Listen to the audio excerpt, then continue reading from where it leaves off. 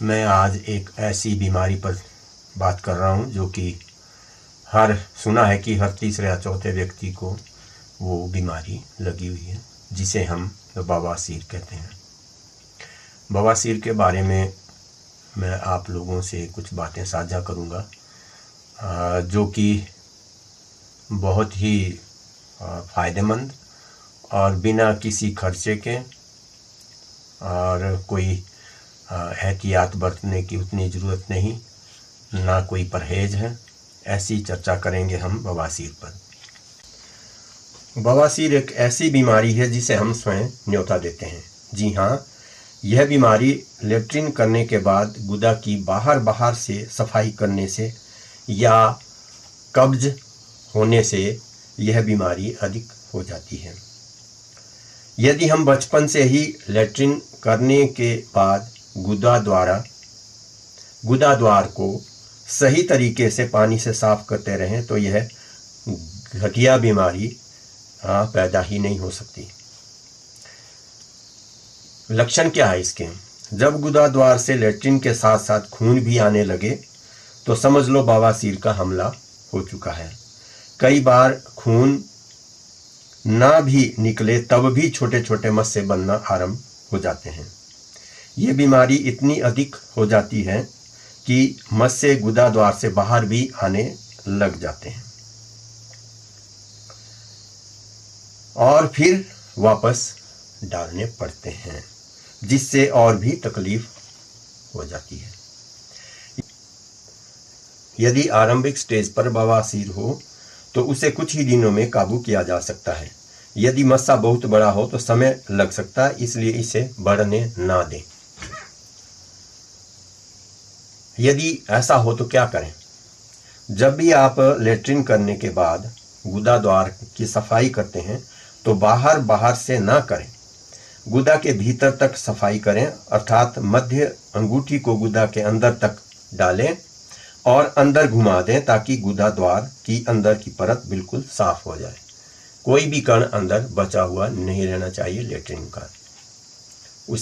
उसके लिए चाहे 2-3 बार धो करके उंगली डालनी पड़े, अर्थात बिल्कुल साफ हो जानी चाहिए। लेट्रिन का कोई भी कण अंदर नहीं होना चाहिए।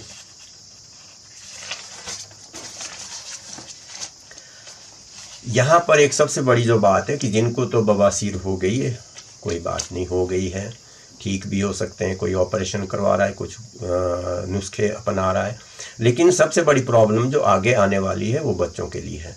तो बच्चों को भी कई बार जो है वो इग्नोर किया जाता है। उनकी सफाई लेट्रिन के बाद या तो जेट जो आजकल चले हैं उनसे करवाते हैं या बच्चे खुद ही करते हैं। कितना करते हैं कोई पता नहीं है, बच्चों को इस बारे में नॉलेज नहीं होती है। लेकिन माँ बाप को चाहिए कि वो अपने बच्चों का जो गुदा द्वार है वो बिल्कुल साफ रखें ताकि आगामी समय में उन्हें ये इस तरह की प्रॉब्लम ना आए। यहाँ मैं आपको बताना चाहूँगा कि कुछ जो प्रश्न है आपके उसमें उभर रहे होंगे कि अगर बहुत बड़ा मस्सा हो जाए तो क्या करेंगे। अब बहुत बड़ा मस्सा है, या तो इससे ठीक भी हो सकता है, जो मैंने बताया कि जो गुदा द्वार है और गुदा अंदर तक जो है 1-1.5 इंच तक जो है अगर आप उंगली से इसे साफ कर सकते हैं तो इसमें शर्माने वाली बात है। और मैं जो कह रहा हूँ उसको भी कोई अन्यथा न लें। ये एक बहुत ज़रूरी बात है जो कि सुना है कि हर तीसरे या चौथे व्यक्ति को ये बवासीर जो है वो हुई है। तो इसमें इतनी शर्म की कोई बात नहीं है। इसको अपने लाभ के लिए जो है सुनिए और ऐसा ही कीजिए। गुदा द्वार में जो है गुदा के अंदर तक जो है 1-1.5 इंच तक साफ सफाई करें। और अगर मस्सा छोटा मोटा है भी तो वो भी ठीक हो जाएगा। और मैं इसलिए कह रहा हूँ कि ये मैंने स्वयं आजमाया हुआ है। मेरे भी मस्से निकले थे, लेकिन कोई 30-40 साल से, मुझे 40 साल से इससे भी ज़्यादा मुझे कोई भी इस तरह की प्रॉब्लम नहीं आई है। और मैं लगातार आज तक अब भी इस विधि को अपनाए हुए हूँ।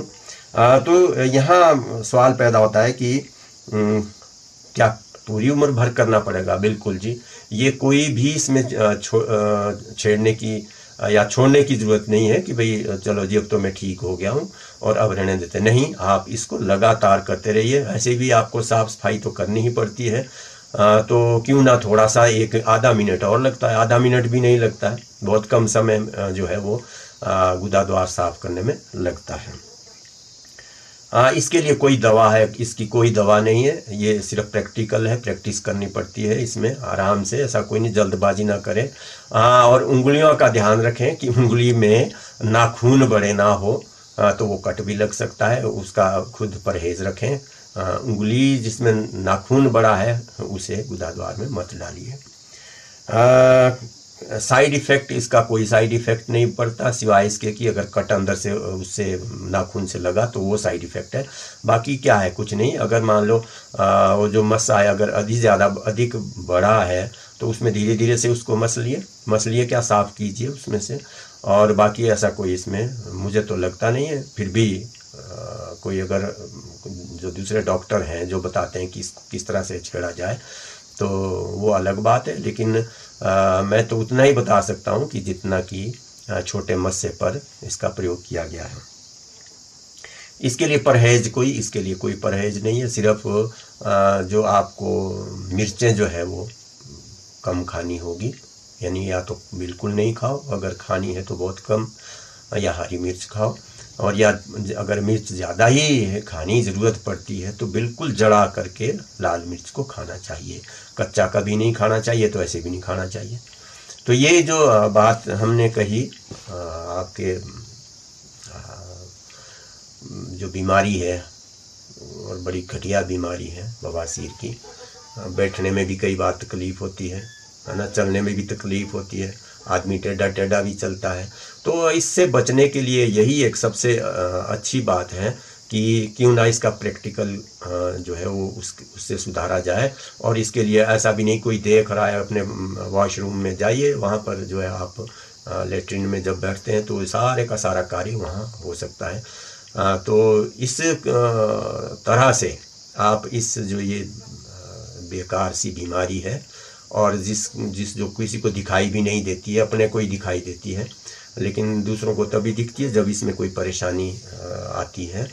बाकी तो इसका इलाज भी अपने हाथ में है। तो बच्चों के लिए ख़ास तौर से आप बच्चों का ध्यान रखिए और उनको इस तरह का वो व्यवहार ना करने दें कि अपने आप जाके कीजिए, वो उनको आके बीमारी जो है वो लग सकती है। अपने आप भी अभी जो 15, 20, 25 साल के नौजवान हैं, बच्चे हैं, वो अभी से इसको शुरू कर दें। और कईयों को तो मस्से निकल भी चुके होंगे काफ़ी, क्योंकि अभी मैंने जब पोस्ट डाली थी कि इस बारे में मैं बताऊंगा, तो मेरे ख्याल में कोई 2 घंटे में लगभग 30-40 जो है नंबर जो है दिए गए कि ताकि मैं उनको बता दूं। तो मैंने 10, 12, 15 के तो बताए भी, लेकिन फिर इतना आसान नहीं है ये, क्योंकि इसमें जवाब देना है तो एक एक आदमी को जवाब ना दे करके मैं इकट्ठा ही सबको बता रहा हूँ। तो जब भी इसकी पोस्ट में डालूंगा तो अगर कोई प्रश्न होगा आपका तो उसको उसमें डाल सकते हैं। धन्यवाद।